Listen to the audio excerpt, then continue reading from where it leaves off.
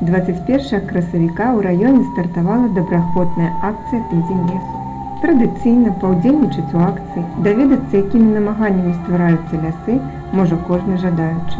Вось і ў суботу падчас раённага суботніка прадстаўнікі розных арганізацый і прадпрыемстваў горада вырашылі дапамагчы астравецкаму лясгасу ў пасадцы новага лесу.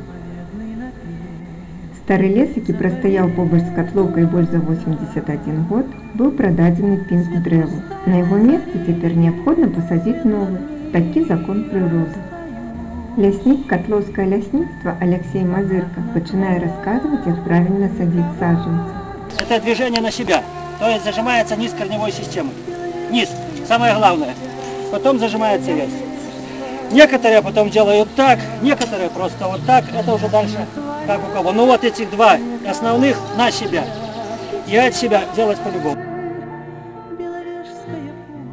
Майстар лясніцтва Сергей Місевіч акуратна апрацоўвае саджанцы ў карпансіле для часовага харчавання каранёвай сістэмы.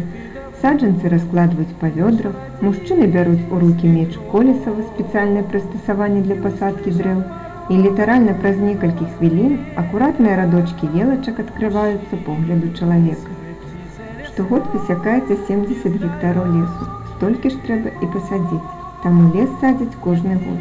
Да прыкладу, у мінулым годзе прадстаўнікі арганізацый і вучні школ Астравеччыны дапамагалі лясгасу ў пасадцы лесу каля Захарыша, садзілі лістоўніцы. Усе яны ўжо вабраліся ў сілу, а больш за ўсё радуе леснікоў іх 100% пражыванне.